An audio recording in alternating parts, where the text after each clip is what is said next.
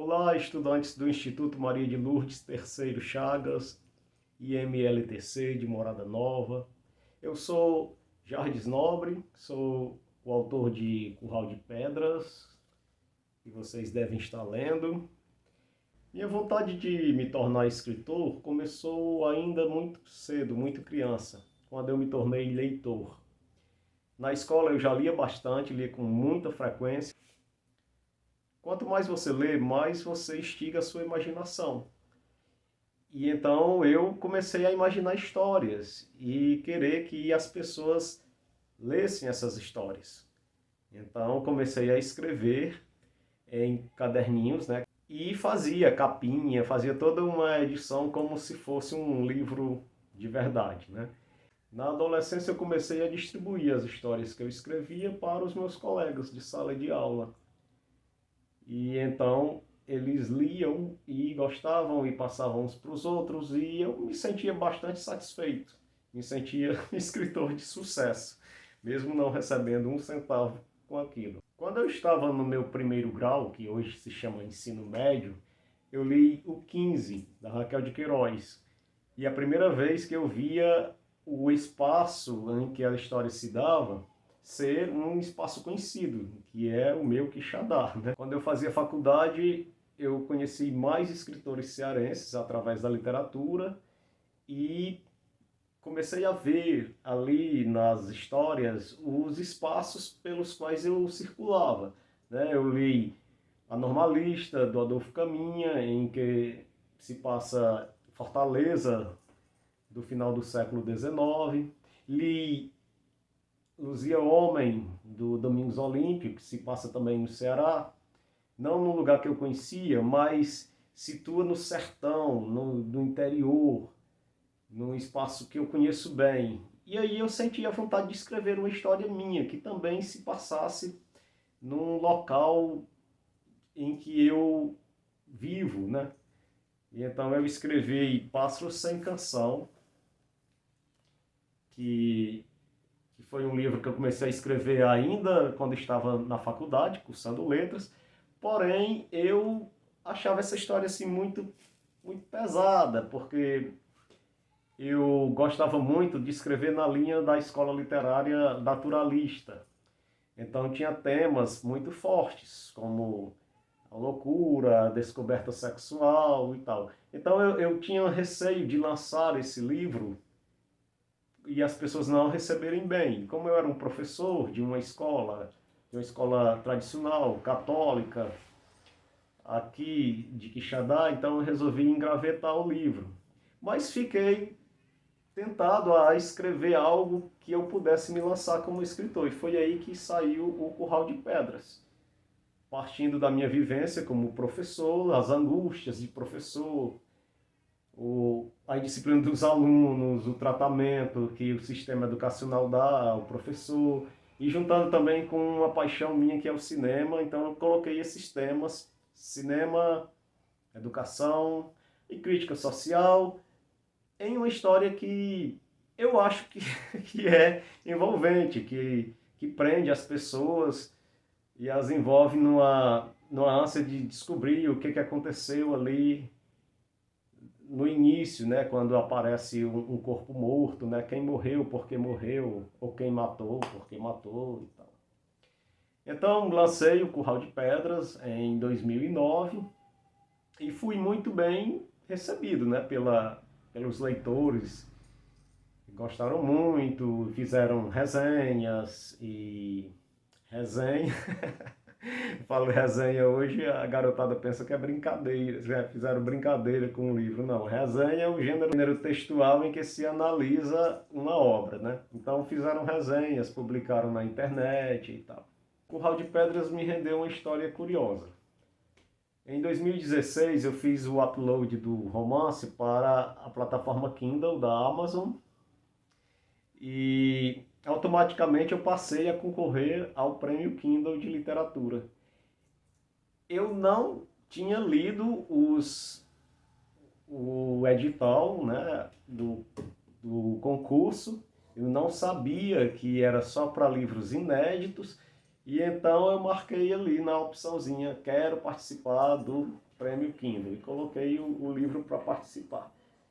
E eram mais de 800 concorrentes, né? Alguns meses depois eu recebi uma notificação de que eu estava entre os 50 melhores. Não me empolguei tanto, mas fiquei aguardando o resultado do concurso. E na semana antes, né, de eles divulgarem o prêmio, soltaram a lista dos finalistas, né? Eram 10 finalistas e o Curral de Pedras estava entre os 10. E várias pessoas começaram a me solicitar amizade no Facebook. Na época era muito usado. As pessoas começaram a entrar em contato comigo, gente desconhecida. De um dia para o outro eu comecei a receber várias mensagens, e aí eu recebi a mensagem de um amigo, né, pelo WhatsApp, dizendo que eu estava entre os 10 finalistas do Kindle. E eu não sabia, até então eu não sabia. E foi aí que eu entendi por que tantas mensagens na rede social. Na verdade, esses outros que mandavam mensagem eram os concorrentes, né, os autores dos outros 9 finalistas, que queriam saber por que um livro que já havia sido publicado estava concorrendo num prêmio de livros inéditos, né? E então eu expliquei para cada um deles que eu tinha colocado o livro para vender na internet e a comissão não foi verificar se o livro era inédito ou não e acabou colocando o livro entre os finalistas. Se colocou porque gostou da história, né? Porque achou a história interessante e digna do prêmio. Então, quando eles foram alertados, né, pelos outros concorrentes de que o livro já havia sido publicado, já havia sido editado, que não podia estar concorrendo, então o livro foi desclassificado. Essa história, inclusive, está na página da Wikipédia, que conta a história do Prêmio Kindle de Literatura. Então, eu, infelizmente, não fiquei nem sabendo em que colocação eu ficaria no prêmio, né? Se ganharia o prêmio, se ficaria em segundo, em terceiro ou em 10º lugar, eu jamais vou saber. E em 2013 eu publiquei o livro que eu havia engavetado, né, que foi o Pássaro Sem Canção. Que esse livro me rendeu muitos elogios. Foi um livro que fez bastante sucesso aqui pela região, o pessoal gostou bastante dele. É um livro pelo qual eu tenho bastante carinho. Também escrevi um livro de contos chamado Mata Branca, em que os contos todos são ambientados na caatinga, né, que é a nossa vegetação típica. Mata Branca é caatinga na língua tupi. Esse livro também foi bastante elogiado, inclusive eu estou com o segundo volume prestes a sair. Eu acho que em julho eu estarei lançando o segundo volume de Mata Branca. E aí nessa época que eu lancei esses livros, eu estava afastado do trabalho para me dedicar ao curso de pós-graduação, né, mestrado e doutorado em linguística. E quando eu retornei para a sala de aula, em 2019, então eu fiquei sem tempo para me dedicar à literatura. Logo em seguida veio a pandemia, né? Final de 2019 começou a se espalhar pelo mundo o novo coronavírus e lá pelo mês de março a OMS havia decretado o estado de pandemia e então as aulas as aulas presenciais foram canceladas e então durante a pandemia eu tive um certo tempo e me dediquei a escrever novamente, né? Escrevi agora um romance policial ambientado em Fortaleza, chamado Fora do Meio. E Fora do Meio mescla o romance policial, o gênero romance policial, que está um pouco fora de moda atualmente, com crítica social, que é uma coisa que eu gosto de fazer. Eu gosto que as pessoas, quando leem as minhas histórias, reflitam sobre o mundo em que elas vivem. Então, o Fora do Meio veio com esse propósito, né, de divertir, entreter as pessoas com um mistério, mas também fazê-las refletir sobre a sociedade. E logo que eu terminei o Fora do Meio, eu escrevi Sangue e Lágrimas.